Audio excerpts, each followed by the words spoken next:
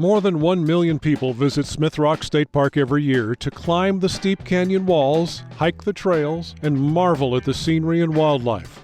All those visitors, no matter how careful they are, have impacts on this beautiful natural area. When I started climbing here, the dirt in this area was about this high.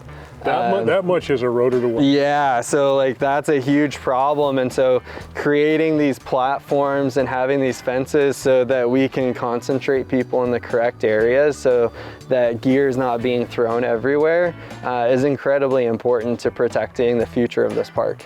Spring Thing is one of the best ways for people who love the park to give back and help ensure that the climbing routes and trails that everyone loves are available for future generations. Over the years, Spring Thing volunteers have conducted hundreds of projects aimed at stabilizing and rebuilding high-traffic areas, reducing erosion, and clearing invasive weeds. How many people coming out? Why do they do it?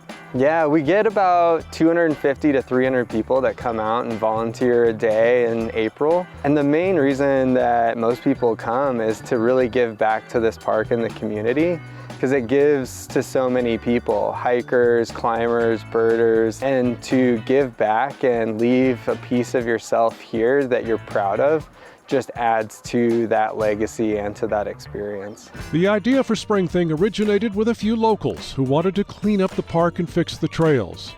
They came up with the idea, started working with park staff, and rallied the volunteers for the first ever Spring Thing in May of 1993.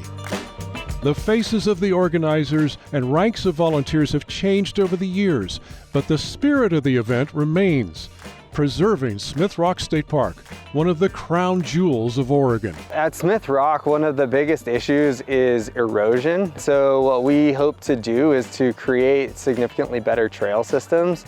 And this area that we're in right now is a great example of needing some help. As you see, all of this is starting to erode down onto the trail. And then one of the projects this year will be coming up here to actually help this area to build a much more sustainable architecture around like what this trail will become. And it's just gonna help this trail and this access be around for significantly longer.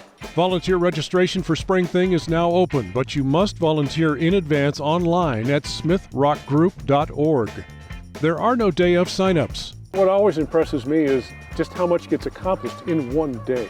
Yeah, I mean, I'd say there's 2 or maybe even 3 pieces to it. One, I have to give a huge shout out to the park staff here because they do a ton and their communication with our group is massive. Our board does a huge amount to come out and plan. We start planning months and months in advance to make this day as impactful for the park as possible. I myself have a daughter and I'm excited to teach her about that. She'll be out here this year with the park cleanup at the age of 3, you know, learning about that. And that's something that just, you know, it makes me happy thinking about that, and to give that experience to others is extremely meaningful. Spring Thing begins at 8 a.m. at the park and concludes with a dinner, auction, and raffle starting around 4 p.m. Parking passes, snacks, water, sunscreen, work gloves, tools and supplies, and dinner are provided for all volunteers. These stairs have been replaced over the last few years to make sure that they can stand up for many more years to come. And then on this hillside, you know, you can see how much of this dirt and rock is loose, but we've built out these terraces. This rock wall here, last year, every single one of these rocks was carried up from the river trail by volunteers. I hear a cross-training opportunity. Absolutely. You want to work out? We can help you with that.